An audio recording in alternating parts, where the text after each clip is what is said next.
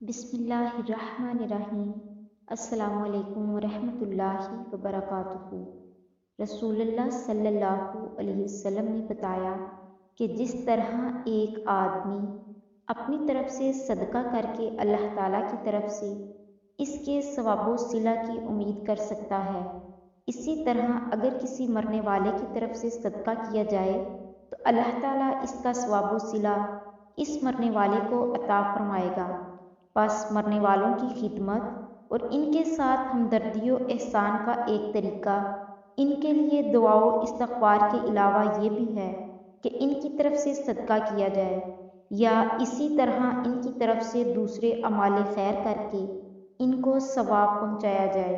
हज़रत आयशा रज़ियल्लाहु ताला अन्हुमा से रिवायत है कि एक साहिब ने रसूलुल्लाह सल्लल्लाहु अलैहि वसल्लम की खिदमत में अर्ज़ किया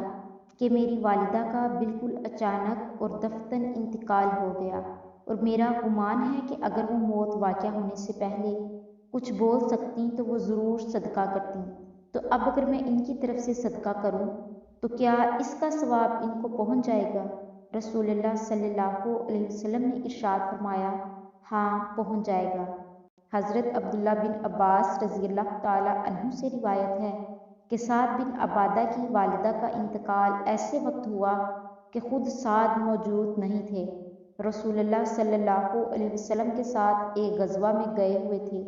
जब इनकी वापसी हुई तो रसूलुल्लाह सल्लल्लाहु अलैहि वसल्लम की खिदमत में उन्होंने अर्ज़ किया, या रसूलुल्लाह मेरी अदम मौजूदगी में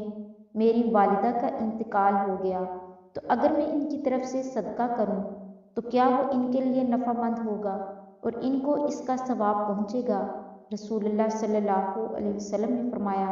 हाँ पहुँचेगा। उन्होंने अर्ज़ किया तो मैं आपको गवाह बनाता हूँ कि मैंने अपना बाग़ मखराब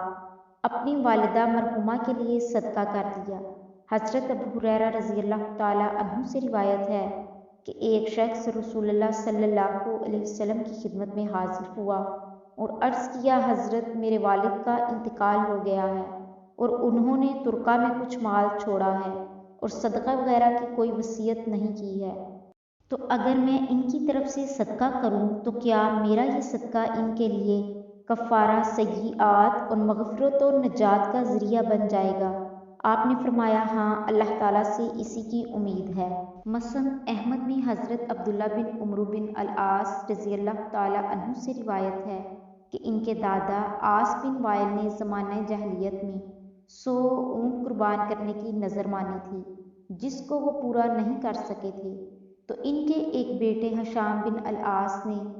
50 ऊँटों की कुर्बानी अपने बाप की इस नज़र के हिसाब में कर दी और दूसरे बेटे उमर बिन अल-आस ने, जिनको अल्लाह ने इस्लाम की तौफीक दे दी थी, रसूलुल्लाह सल्लल्लाहु अलैहि वसल्लम से इस बारे में दरियाफ्त किया तो आप सल्लल्लाहु अलैहि वसल्लम ने फरमाया कि अगर तुम्हारे बाप ईमान ले आए होते और फिर तुम इनकी तरफ से रोज़े रखते या सदका करते तो इनके लिए नफ़ामंद होता और इसका सवाब इनको पहुँचता, लेकिन कुफ्र और शिर्क की हालत में मरने की वजह से अब तुम्हारा कोई अमल इनके काम नहीं आ सकता।